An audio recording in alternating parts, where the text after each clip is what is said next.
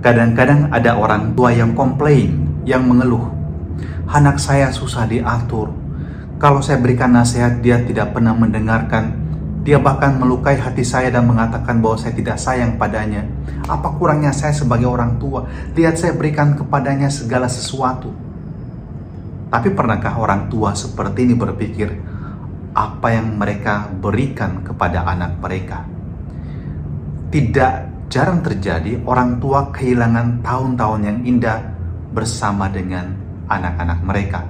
Mereka sibuk dengan kerja, atau sibuk dengan hobi, dan mereka mendidik anak mereka bisa dengan kekerasan sebagai orang tua yang sangat dominan, memaksakan apapun yang dia kehendaki, bahkan menyakiti, memukul, dan masih mengatakan, karena saya sayang maka saya pukul anak saya.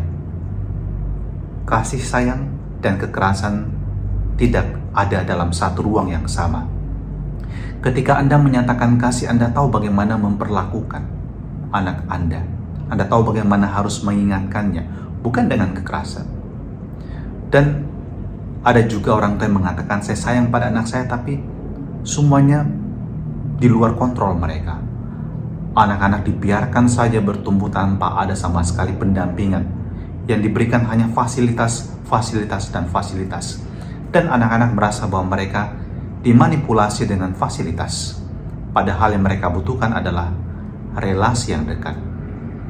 Dan mungkin juga ada orang tua begitu sayang pada anaknya dan kemudian menjadi orang tua helikopter yang menyingkirkan segala halangan, tantangan yang harus dihadapi anak, dan anak kemudian tidak tahu bagaimana menghadapi tantangan di masa depan dalam kehidupan mereka sendiri.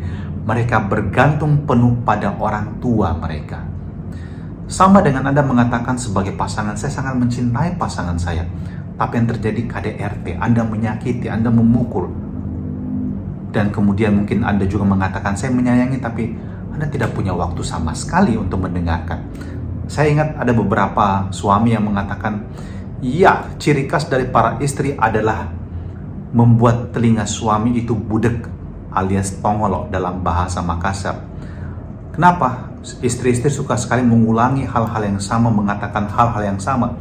Tapi ini sebenarnya merupakan signal bahwa para suami kalau mengatakan sayang pada istri, harus memberikan diri untuk mendengarkan dengan dua kuping dan dengan hati. Dan apa artinya Anda mengatakan sayang tapi Anda tidak punya kerelaan untuk mendengarkan?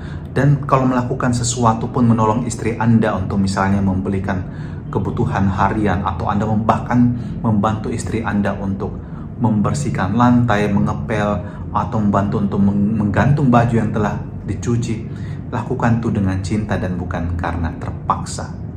Dalam Injil hari ini Yesus mengatakan bahwa Dia mengasihi kita, murid-muridnya, dan tidak ada kasih yang lebih besar daripada kasih seorang yang memberikan nyawanya untuk sahabat-sahabatnya.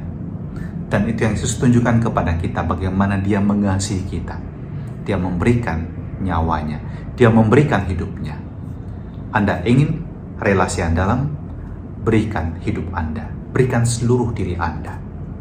Dan terimalah berkat Allah yang Maha Kuasa untuk dirimu, keluargamu, dan semua rencanamu sepanjang hari ini. Dalam nama Bapa dan Putra dan Roh Kudus. Amin.